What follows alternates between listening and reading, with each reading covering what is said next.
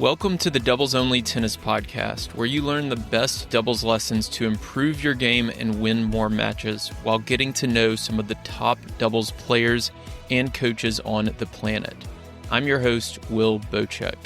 This podcast, my weekly strategy newsletter, and my website all focus on the goal of better understanding the sport of doubles and helping players like you improve faster through actionable advice that you can use in your very next match. My goal is to provide the best doubles resources in the world. And to do that, I study, analyze, and work with players at every level of the game, all the way up to the ATP and WTA tours. If you enjoy this podcast, consider becoming a Tennis Tribe member to go even deeper and take your doubles IQ to the next level. Members get access to premium podcast episodes, weekly video lessons, monthly strategy webinars, courses, ebooks, gear discounts, and a lot more. Go to thetennistribe.com/memberships to see all the benefits and sign up. Here's today's episode. Anna Danilina is the number 6 doubles player on the WTA Tour. She has 12 career titles. She won the mixed doubles title at the US Open in 2023, and she is a 4-time major finalist in women's doubles, including making 3 of the last 5 major finals, including both the Australian Open and Roland Garros this year. I chatted with Anna as she prepared for Wimbledon a few days before the tournament began. I first asked her about her Instagram story from that morning. She was at a bakery, and I asked her what she got at that bakery, and you'll learn a little bit about the types of restaurants she likes to eat at and her tendency to have a sweet tooth. Then we dive into tennis. I asked her who's had the biggest influence on her as a tennis player and as a doubles player. We talk about her coach, Jeff Coetzee, who was on the podcast earlier this year, and what lessons she's learned from him, how he's helped her develop her belief that she belongs at the top of the women's game, and also how she's developed it on the court. I really loved her answer to this. And if you're somebody who has trouble believing in yourself or believing that you belong at the 4.0 or 4.5 level, even at the club level, I think what she shares can definitely apply. I also discussed with her college tennis career and how that has impacted her pro career, the transition from singles to doubles, and making that decision to focus on doubles full time.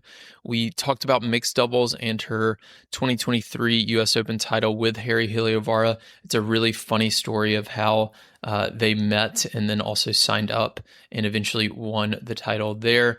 She discusses how she adjusts her strategy for mixed doubles and why she actually finds it a little bit easier than women's doubles at times.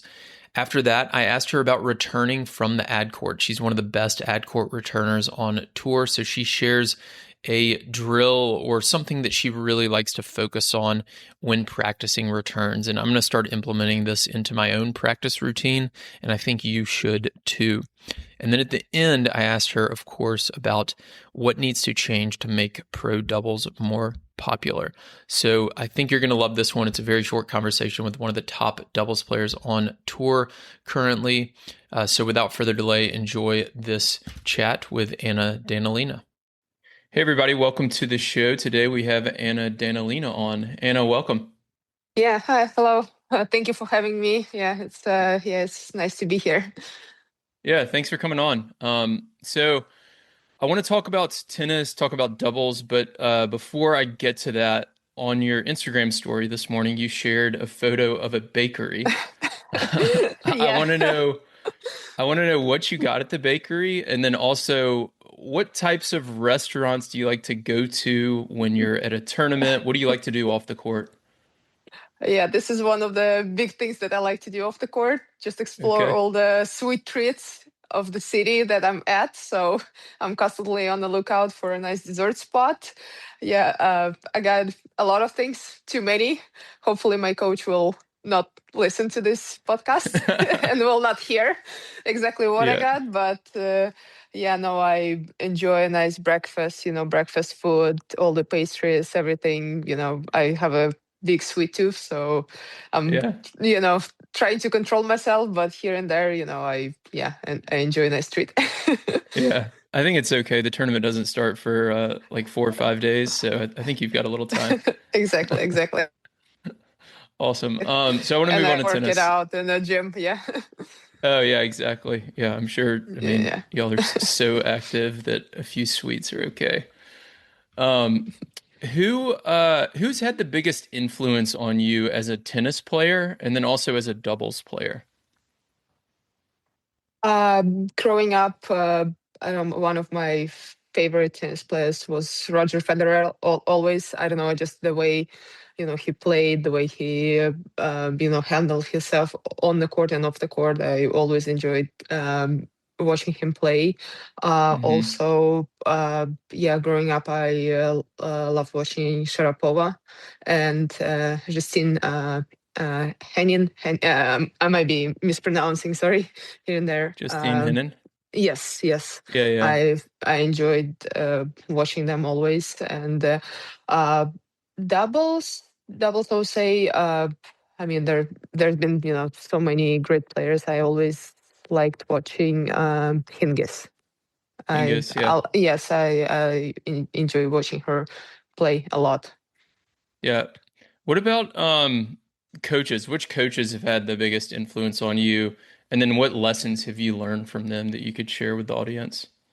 I mean, I think every coach that I had throughout my career taught me, different important things in different stages of my life. So it's very difficult to say, one particular one because I used to play singles and I had coaches who were coaching me singles and doubles at the same time.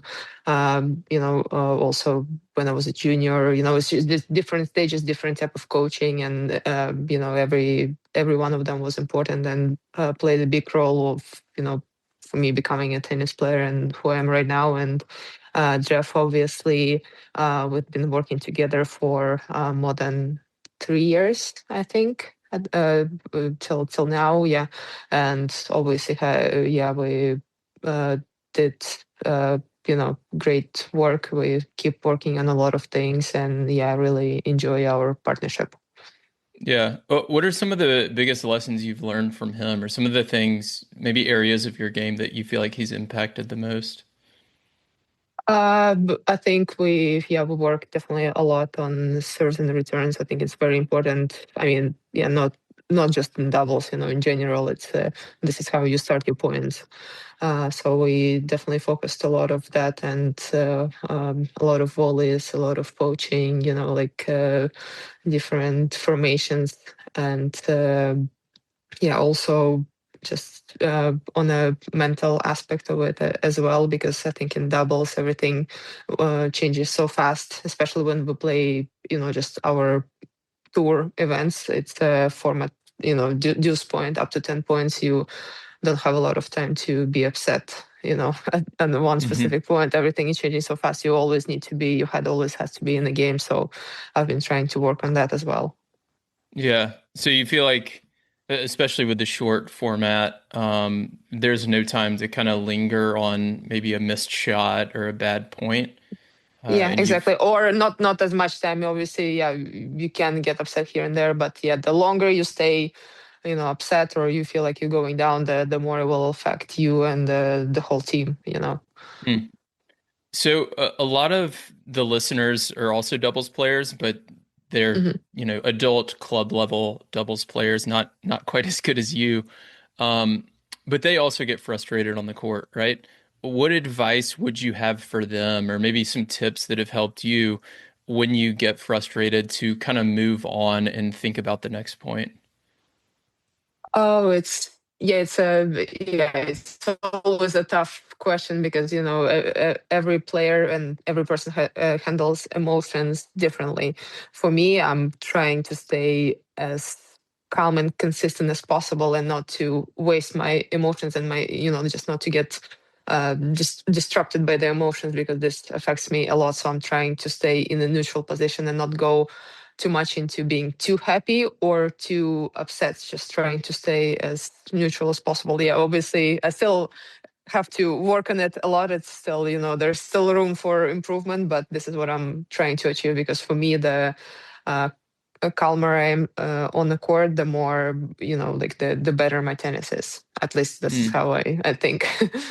interesting. Yeah, it's such a good topic because, like you said, everyone's so different, right? Like for Yeah, some people, like for me personally, I don't get too high or too low, but sometimes that can make me play too flat, right? So yeah, I need to a partner that can kind of bring some emotion to the game for me. Whereas some people are the opposite, right? They need somebody a little bit calmer. So it is certainly yeah. different for everyone. Yeah, I Um, guess it also sometimes depends on the day. Sometimes your energy is down, then you kind of feel that you should know yourself. You're the one who knows yourself. So maybe on one day I'm like, oh, I'm lacking the energy, then I need to bring a bit more of it to the court. The other days I'm like, oh, mhm. I'm already too nervous, so maybe I need to stay, as calm as I can and try to control that. So depends, I guess. Yeah. Yeah. Is that something you handle like personally, or do you tell that to like Alex and Jeff, like your team before the match and say like, hey, my energy's kind of low today. I need some support. How do you handle that? Uh, Trying to handle it within myself first, and if there's something like going on during the match, obviously, yeah, I'll communicate it to my doubles partner or my coach, or well, I'm sure my coach sees it right away if something is off. Yeah, if Jeff will for sure know, he knows me too well now by now. So Yeah. then yeah, then we try to work in each specific situation. Yeah. Yeah. So when I talked to him at Indian Wells, I don't know if you listened to that interview, but one of the things or one of the topics that kept coming up when he talked about how much you've improved in your development was the word belief. He talked about you kind of believing that you belong at the top of the game, and now you've reached top five. You've made more Grand Slam finals, won more tournaments. Talk about the development of your own belief in your game and how that's kind of progressed over the last several years.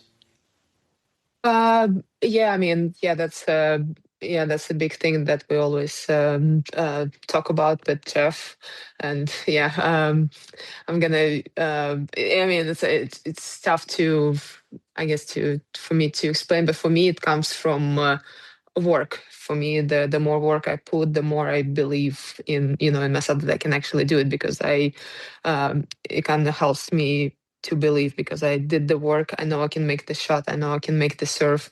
I know I've done it several times. So repetition for me helps a lot. So I try to put a lot of work during the practice, on the court, off the court, fitness, so I can feel confident in the things that I do. For me, practice, I guess, makes perfect. Yeah. No, I love that answer. I think for a lot of people, they think that belief comes from like, I don't know, some internal thing within, but it sounds like for you, and I think for most people, honestly, even though not everybody would admit it, um, the belief comes from just reps, like having done it over and over Yeah, again, yeah. right? So I think that makes a lot of sense. Talk about your time at Florida. You played collegiately there, and how did it impact your pro career? I think you played 3 or all 4 years, maybe. Um, Yeah, I did 3 years because I three transferred, so I years. played Okay. 3 years. But no, I really enjoyed my time there, and looking back, it was great time. You know, uh, what I like about college tennis is definitely it's a lot of matches, that sometimes on a pro level you can lack if you lose early. It's almost like sometimes more than a week between the matches. So it Mhm. college tennis definitely helps to keep playing, keep working on your game, playing a lot of matches. You don't have too much time to dwell in the past, because you play one match on Friday and you have another one on a Sunday. So that also helps, I guess, from the mental perspective, not to be like too upset on one match. You just focus on like continue improving, working, and obviously, yeah, I played a lot of singles, a lot of doubles as well. So for me it was I had a good time, and playing. I played different positions. I started playing, I think, six my first year, and gradually moved up. And my last year in the lineup, I was playing number one. So I played in all different places. So played different players in different levels. So yeah, it was a great experience for me.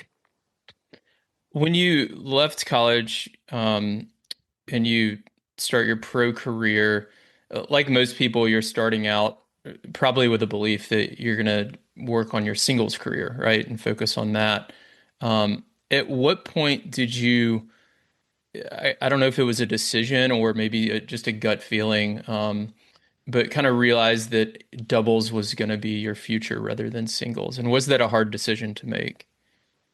I think for me, yeah, it kind of happened. I wouldn't say naturally, but eventually, I think after 2022, uh, because in the beginning of that year, I made the finals of Australian Open, and my Hmm. ranking went up. And of course, when your ranking goes that up and that high in the doubles, it doesn't make sense to skip all the big events. And I tried that year to play both, but my singles ranking was much lower.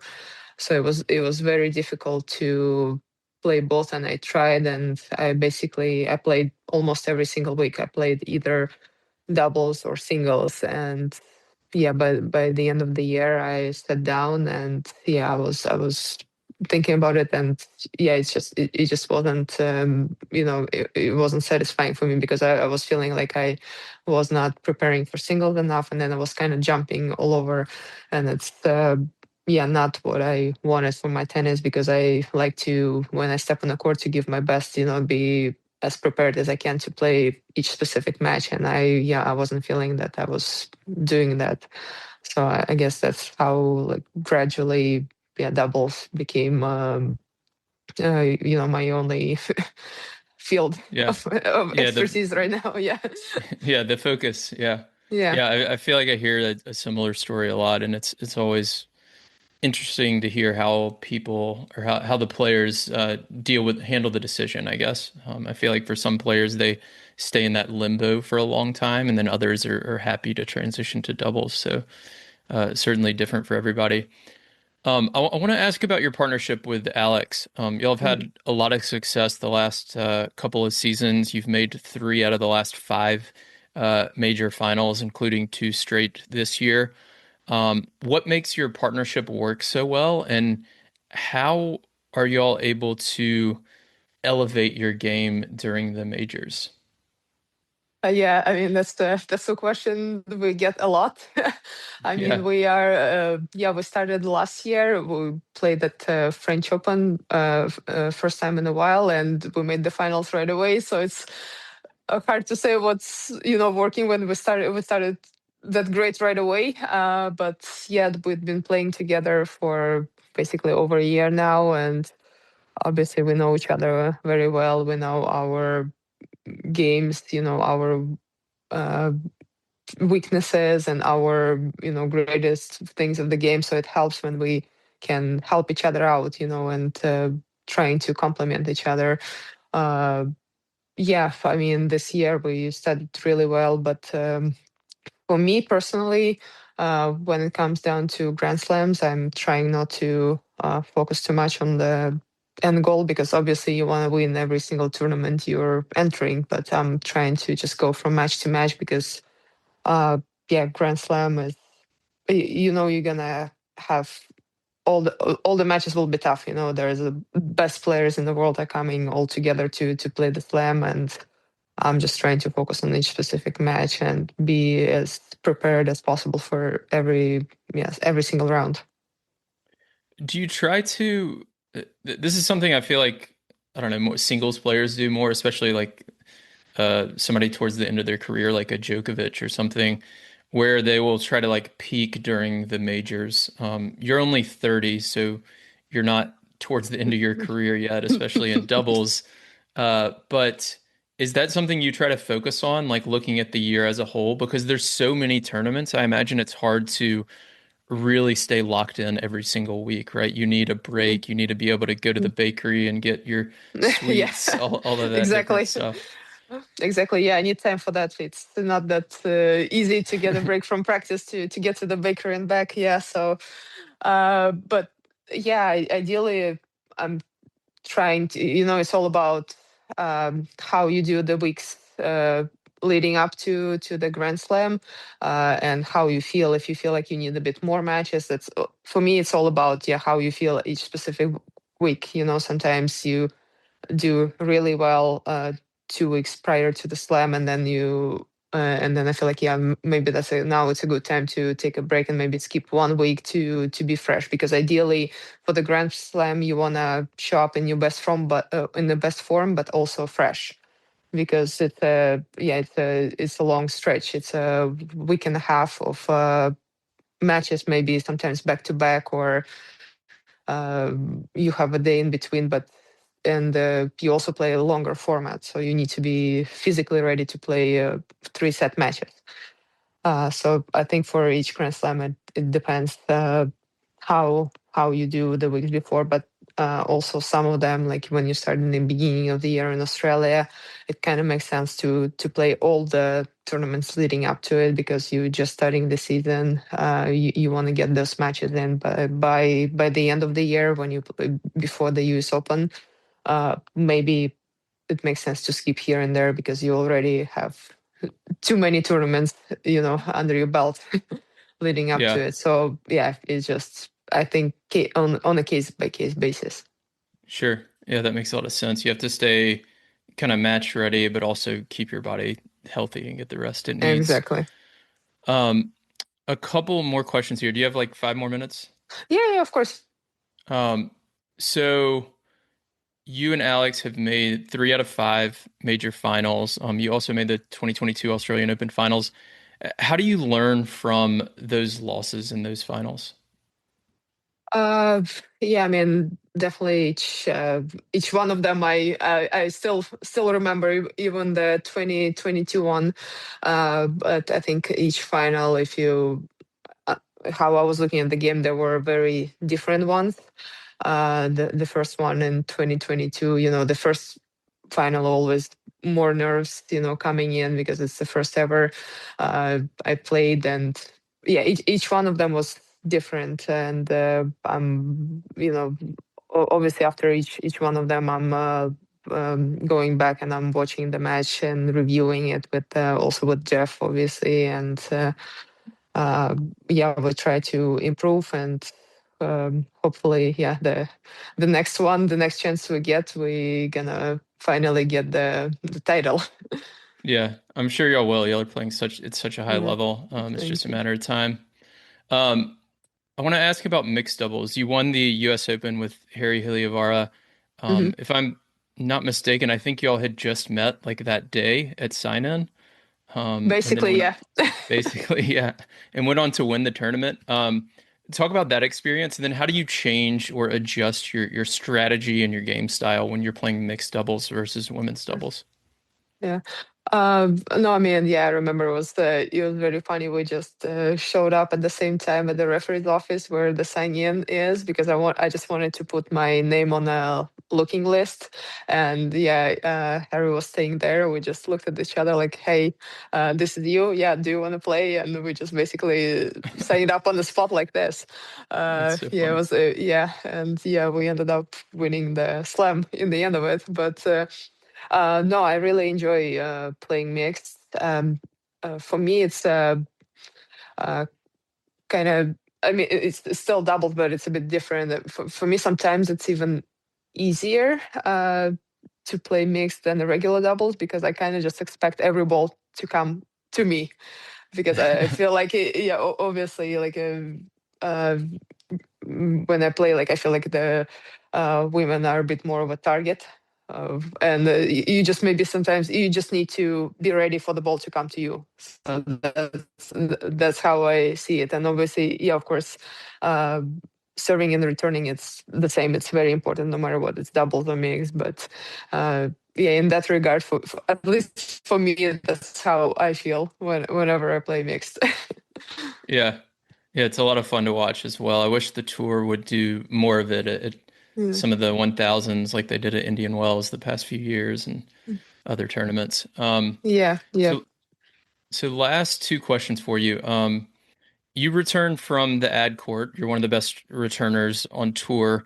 What tips do you have for people listening for returning from the ad side?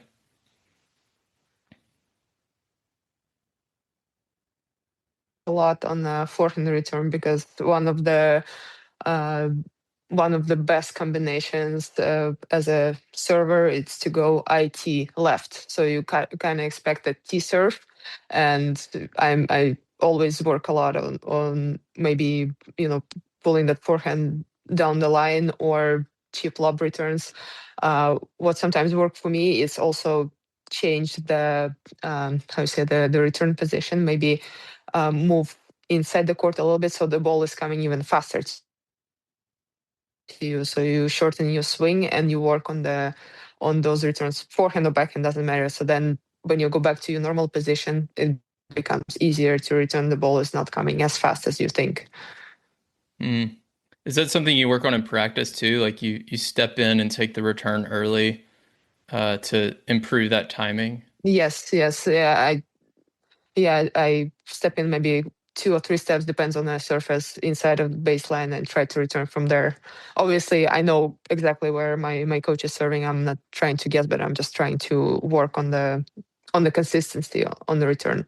Because yeah, of course, Yeah. when you're returning, you kind of reacting to the serve. You cannot 100% be sure what's coming a good serve, but you just all you want is to put the ball back into play, and then you start the point. You just want to start the point, because when you're serving, of course, you're more in control because this is your serve. It's all about you return. You are reacting to what your opponent is doing. Mm-hmm. Yeah, I like that idea of practicing those returns from inside the baseline too. I feel like people listening should definitely try to implement that, and I think it'll make their return better overall. Um, so last question for you. What needs to change to make doubles more popular? Oh, that's a good question. Yeah, I don't think I have a answer right away, but yeah, I wish doubles. I hope doubles will become popular, and yeah, I always enjoy playing. With a good crowd. I always like it. So hopefully, yeah, more people will be watching and supporting doubles. And yeah, we would love to see everyone who wants to come and watch. And yeah, it would be great. Yeah. Do you feel like there's any changes like the tournaments could make to help draw more crowds or get more kind of eyeballs on doubles?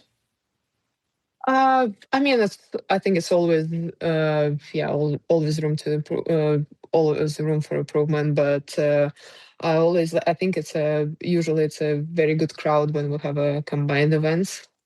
So it's yeah, maybe it's just easier when people buy a ground pass, a ticket for the whole day, and then they can watch a lot of different matches, so that always helps. So but yeah, it's not an easy question, and there's no Yeah.